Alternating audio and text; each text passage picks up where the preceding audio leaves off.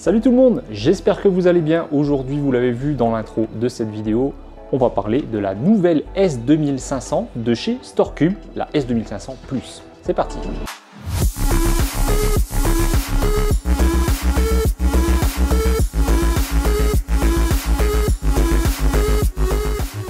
Alors souvenez-vous, on avait présenté la S2500 il y a de ça quelques mois maintenant déjà.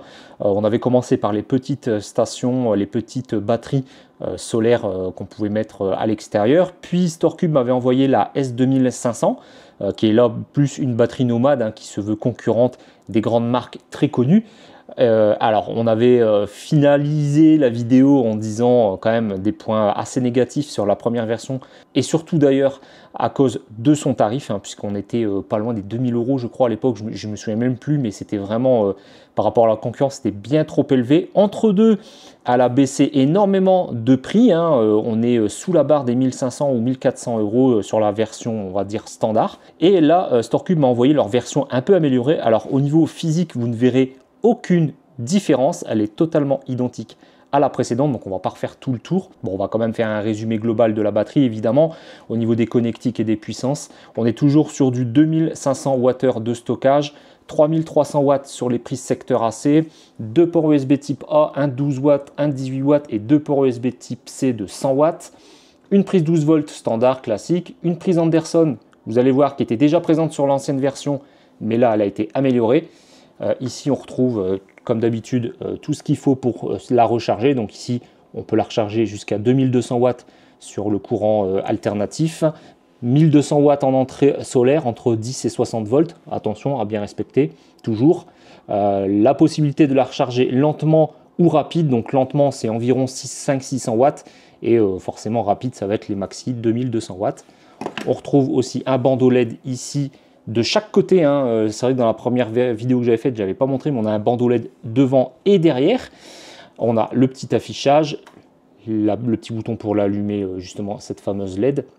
Et maintenant, on a le Wi-Fi. Alors, le Wi-Fi était présent sur la première version, mais non compatible parce qu'il n'avait pas mis à jour l'application et le firmware de la batterie ne permettait pas, malheureusement, de la connecter à leur application. Maintenant, c'est chose faite, donc on va pouvoir contrôler tout ce qui est prise, voilà, etc. à distance, ça c'est pas mal. Et la plus grosse nouveauté, c'est cette prise Anderson qui était déjà présente, mais qui passe cette fois de 40 volts à 20 ampères maximum. Et donc vous vous doutez bien, on va pouvoir brancher un micro-onduleur et faire de l'injection dans la maison, et on va pouvoir piloter avec l'application la puissance de sortie de cette batterie. Donc ça peut être très pratique. On fera le test avec justement un Power Stream, puisque j'ai toujours mon deuxième Power Stream avec moi, qui me sert justement, dernièrement je vous l'avais présenté avec une batterie concurrente, la Oukitel.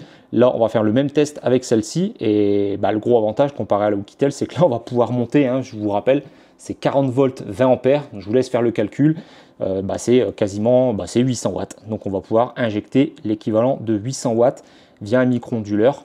C'est plutôt pas mal du tout. Sur le côté, on retrouve toujours les petits ports d'extension. Alors pour l'instant, StoreCube n'a pas... Alors toujours aussi difficile à ouvrir par contre. Hop là. Donc deux ports d'extension, on va pouvoir certainement étendre la capacité de cette batterie.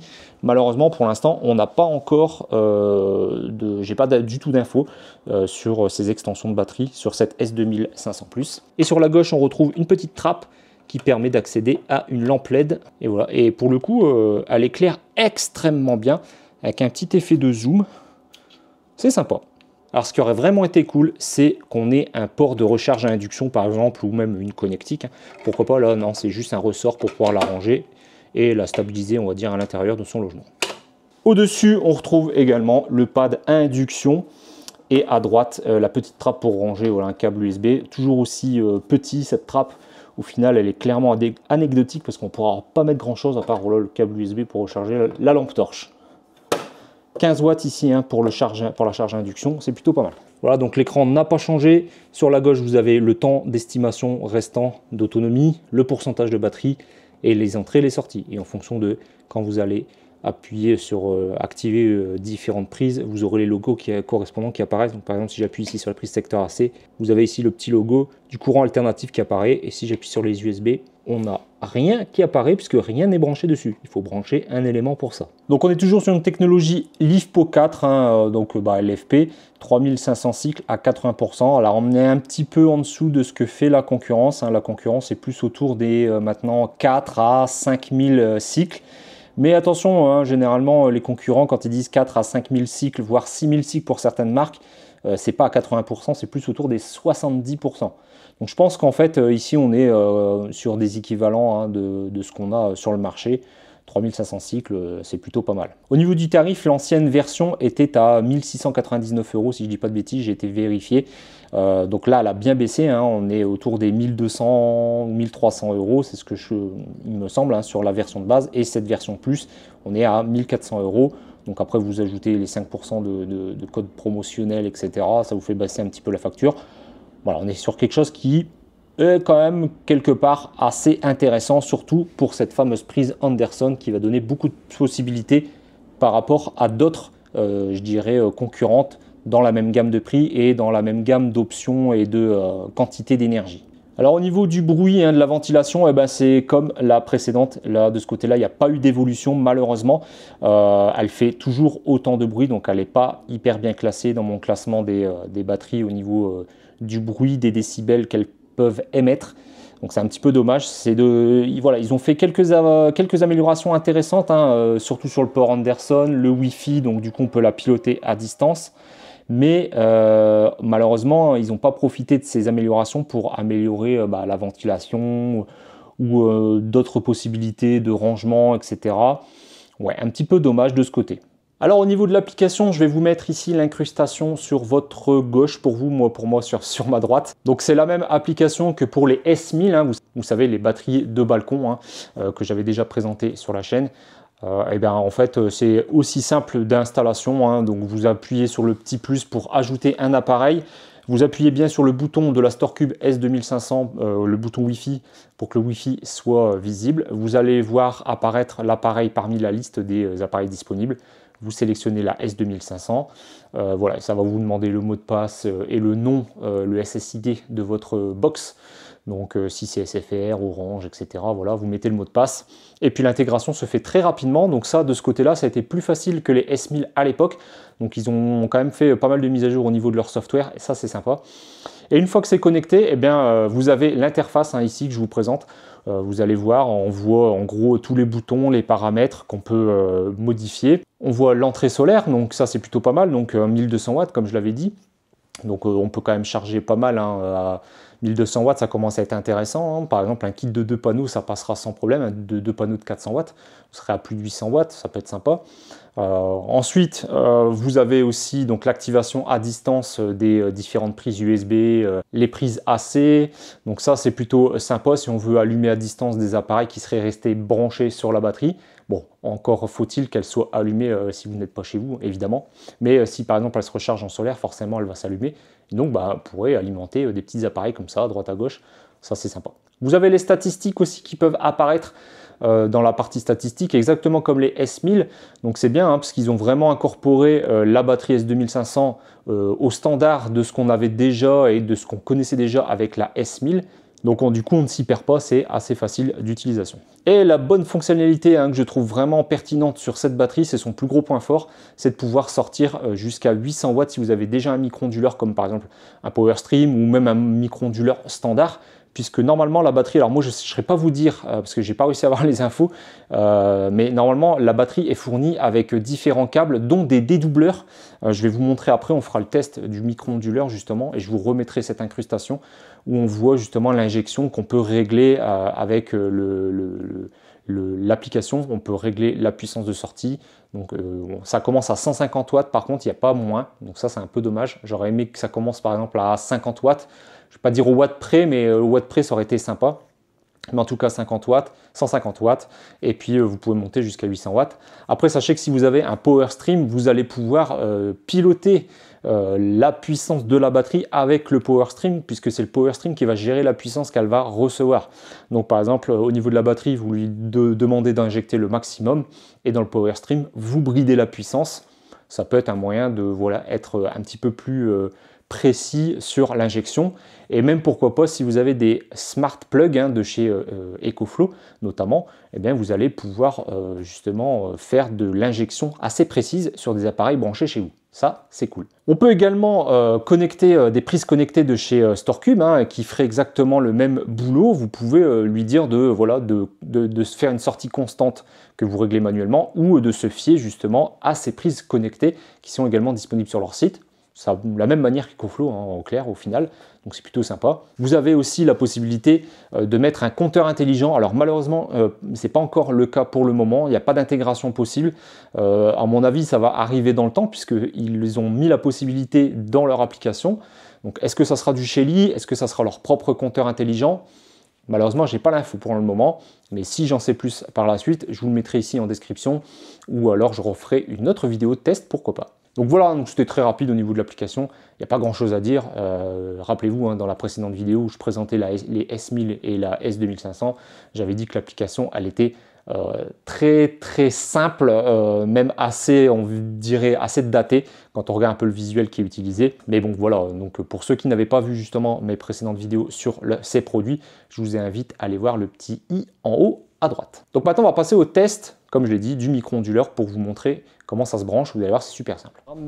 Donc je viens de récupérer mon Power Stream, donc je l'ai déjà branché.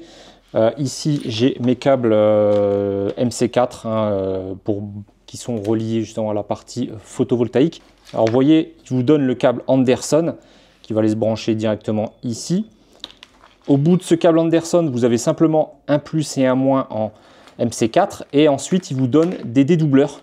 Donc à peu près la même sorte que ce qu'on a dans les S1000 justement pour mettre sur un micro-onduleur de 800 watts, puisqu'il y a normalement un micro-onduleur de 800 watts, ça a 4 entrées, donc 2 plus, 2 moins en MC4, puisque c'est pour mettre normalement 2 panneaux solaires. Donc je vais les raccorder au Power Stream et puis on va voir comment ça se passe. Donc voilà, c'est raccordé au Power Stream. Maintenant, il ne reste plus qu'à paramétrer dans l'application le fait qu'on soit en circuit ouvert. Bon, en fait, c'est super simple. Ici, dans les paramètres, là, j'ai choisi puissance de sortie constante puisque je n'ai pas de prise StoreCube ni d'appareil intelligent comme il le propose. Donc j'espère que voilà, fonctionnement automatique. Donc là, si je fais ça, confirmer, je ne peux pas régler la puissance. Ça va être directement avec les systèmes intelligents. Donc là, pour l'instant, c'est pas possible. Donc on peut contrôler aussi selon la période. Donc ça permet, par exemple, de faire des plages horaires. Donc par exemple, entre telle heure et telle heure, je veux injecter une puissance constante. Voilà, de 100, 150. Alors non, j'avais dit 150 watts, mais c'est 100 watts ici minimum, donc ça fonctionne quand même de ce côté-là. Et après, en puissance de sortie constante, donc là, c'est moi qui détermine la puissance minimale, donc c'est 100 watts, pas 150 watts, autant pour moi. Et après, ça monte de 50 en 50. Donc ici, par exemple, je vais injecter 300 watts, je confirme. Voilà, donc je reviens au menu principal. Donc là, il faut attendre un petit peu que ça se mette à jour.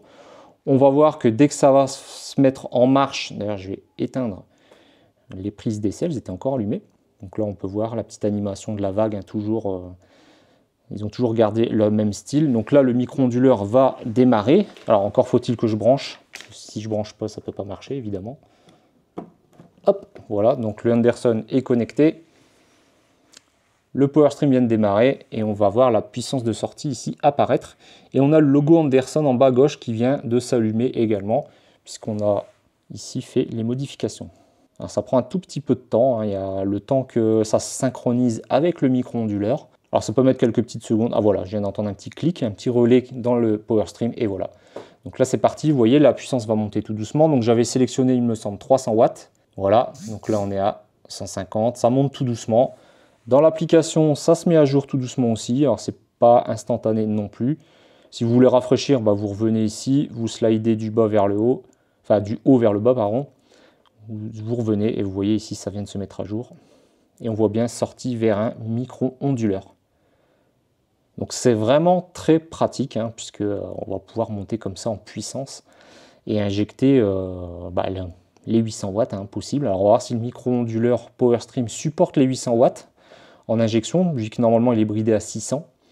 On va essayer de monter ça un petit peu plus. Alors c'est pareil, dans votre application Power Stream, si vous utilisez un Power Stream, si vous utilisez n'importe quel micro-onduleur, ça sera évidemment le réglage de la batterie qui fera foi.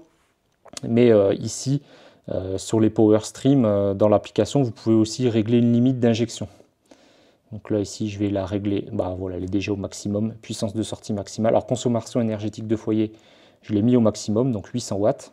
Voilà. Donc ça, c'est bon de ce côté-là. Maintenant, je retourne dans mon application StoreCube. Donc je suis bien à 300 watts. Alors ça éjecte un petit peu plus. 308, 300. Bon, il y a un petit décalage. C'est pas bien méchant. Donc paramètres. Voilà. Ici, on va pousser un petit peu plus. On va déjà mettre 600. Hop, confirmer. Donc je reviens. Là, ça monte vite en puissance. On est à 345. Voilà, 400 bientôt. 400 watts. On va regarder au niveau du Power Stream s'il reçoit bien ces 400 watts. Vous voyez, 400, ouais, 403, ça augmente. Bientôt 500, voilà, 507 watts. 499 de ce côté, 550, 580, 613, ça augmente un tout petit peu plus que 600. Et ici, est-ce qu'on a nos 600 watts? Quasiment, hein, donc il y a un petit peu de perte, hein, mine de rien. Pourtant, c'est du courant continu. Je ne pensais pas qu'il y aurait autant de différence. Alors, qui a les bonnes valeurs? Difficile à dire. Hein. Il faudrait mesurer avec un appareil, avec une pince ampère-métrique. Malheureusement, je n'ai pas ça sur moi, sur une pince mobile. Il faudrait que je m'en procure une. D'ailleurs, ça pourrait être intéressant dans les mesures. Donc, vous voyez, là, le Power Stream reçoit 560 watts, alors que la batterie injecte ouais, quasiment 600. Donc, il y a un petit peu de perte quand même. Hein. On va pousser un petit peu plus. Mais à mon avis, on n'ira pas au-delà puisque le Power Stream bride à 600, hein, comme je l'ai déjà dit. Vous voyez, même ici, il y a encore un gros décalage. Il faut vraiment rafraîchir à chaque fois. Ça, c'est un des plus gros points négatifs de l'application, c'est qu'il faut régulièrement sortir, enfin voilà, sortir de ce menu, revenir comme ça, pour que ça se mette à jour. C'est un peu dommage. Alors, paramètres, on va pousser un tout petit peu plus. On va monter à 700. Voilà, je confirme ici. Et on va voir si au niveau de la batterie, elle va forcer à essayer d'injecter les à 700 ou si le Power Stream brille de toute façon et ne sortira pas plus que 600 watts à 640. On va aller voir du côté... Ah si, ça arrive à les prendre. 619, 630. Est-ce qu'on arrivera à atteindre quand même les 800 watts? J'ai quand même un doute. Hein. 637 watts, 640 watts et là on est à 690 watts. Grosse perte là, hein, plus de 50 watts quasiment. Ah, 649. Pour l'instant, 660. Ah, j'ai eu un pic à 660. Bon, on va pousser à 800. Hein. Allez, allons-y.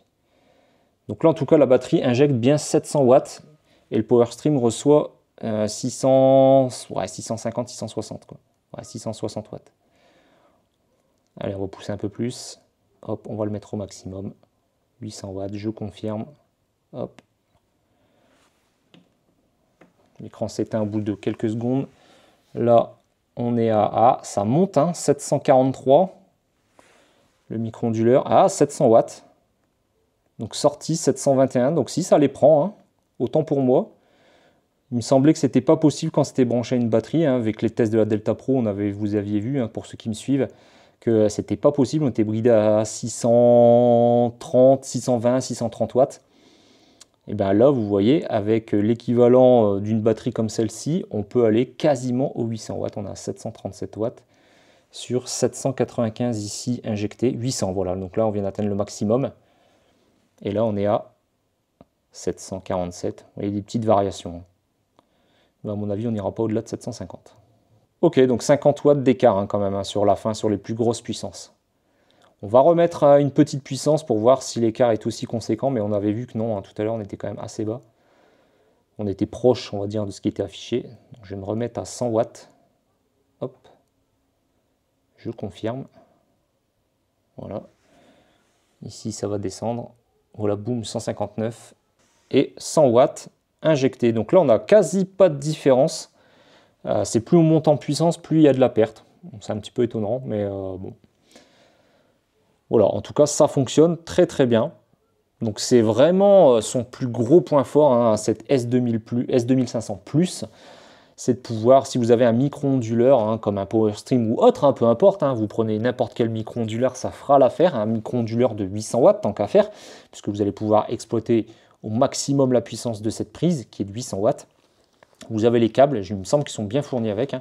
Mais même s'ils ne sont pas fournis avec, c'est pas quelque chose qui coûte très cher. Donc franchement, bravo StoreCube, c'est une très bonne idée. Je pense qu'ils ont vraiment été à l'écoute, où ils ont regardé un petit peu ce que faisaient les concurrents, et c'est vrai que c'est quelque chose qu'on ne voit pas souvent sur des batteries de ce genre. Allez, maintenant on passe à la conclusion. Voilà, donc on arrive à la fin de la vidéo, on va passer aux points positifs et aux points négatifs. Bon, ça va aller très vite, hein, puisque les points négatifs sont quasiment tous identiques à la précédente version, hein, puisqu'il n'y a pas vraiment de changement notable en termes de performance, en termes de puissance, de capacité, d'amélioration, on va dire, ou de réglage de puissance de recharge sur la prise secteur AC. Donc les points négatifs resteront le bruit qui n'a pas été retravaillé malheureusement. Le fait qu'on ne puisse pas régler la puissance de recharge en AC, ça c'est vraiment dommage. On est bridé à 600-800 watts en mode lent et 2200 watts je crois de tête en mode rapide. Bon, à privilégier à mon avis avec de la recharge solaire. Ça, voilà, comme ça au moins ça sera plus facile et gratuit à recharger si c'est possible pour vous, évidemment. Et le dernier point négatif, c'est quand même encore un petit peu le prix, même s'il y a eu un gros effort pour moi qui a été fait, dans le sens où ils ont revu un petit peu leur copie sur certains points, comme justement cette prise Anderson, qui est un gros point positif pour moi sur cette batterie. Et donc du coup pourrait justifier un petit peu le prix, sachant qu'elle est moins chère que la toute première génération à l'époque, où elle était sortie à 1600 ou 1700 euros. Donc mine de rien, ça fait une différence. Mais ça reste cher par rapport au prix capacité. Je vous rappelle quand même qu'une 2,5 kW, ça se trouve quasiment autour des 1000 euros maintenant, hein. Alors certes, vous n'aurez pas autant d'options et de connectivité, voire pas autant de puissance de sortie, notamment sur les prises secteur AC, mais ça restera moins cher, parce que là, ces spécificités-là ne seront pas forcément utiles à tout le monde. Les points positifs, le plus gros que je peux lui donner tout de suite, c'est clairement ce port Anderson de 40 volts 20 ampères, voilà, 40 volts 20 ampères. Vous allez pouvoir sortir 800 watts avec un micro-onduleur externe, hein. Alors certes, ça aurait été cool qu'ils la revoient entièrement et qu'ils intègrent je dirais directement un micro-onduleur à l'intérieur, et puis qu'avec une prise secteur AC, on puisse faire de l'injection tout de suite, sans passer par un micro-onduleur. Mais en tout cas, si vous avez déjà un micro-onduleur sur un panneau solaire, par exemple, et que vous avez la possibilité de brancher cette batterie directement sur le panneau et faire bypass, en gros, hein, ça devient une batterie stationnaire comme les S1000, mais là vous avez 2500 watts de capacité. Donc ça peut être vachement intéressant et mieux exploitable, je dirais, que sa première génération qui n'était que finalement une batterie nomade. Deuxième point positif, la connectivité Wi-Fi qui fonctionne avec leur application. Enfin, le Wi-Fi était présent sur la première version, mais pas compatible avec leur application. Je n'ai pas compris pourquoi. À mon avis, ils avaient préparé le terrain et ils savaient qu'ils allaient sortir une sorte de V2. Alors, c'est pas vraiment une V2 pour moi, c'est plus une version 1.2, une version 1 améliorée. Qui aurait dû pour moi sortir tout de suite d'ailleurs comme ça, mais bon, c'est pas très grave, ils font quand même l'effort d'avancer et de faire évoluer leurs produits, et ça c'est cool, et en plus ils ont fait baisser le prix de cette batterie, c'est encore mieux.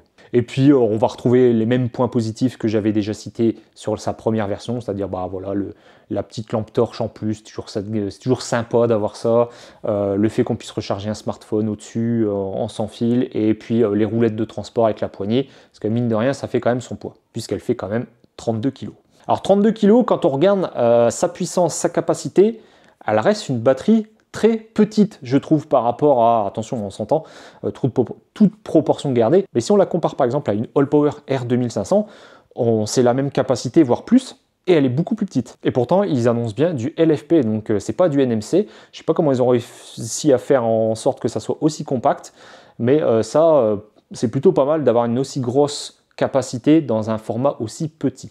Bon, par contre, l'inconvénient d'avoir une petite batterie comme ça, c'est que le système de ventilation, de refroidissement des composants est pas terrible malheureusement, hein. On est sur quelque chose d'assez bruyant. Mais clairement, je l'ai utilisé toute une nuit en décharge avec un power stream hein, pour justement décharger dans la maison à une hauteur de 500-600 watts en plus, puisque je me permettais de recharger la voiture, etc. En même temps, comme ça je ne perdais pas l'énergie pour mon test.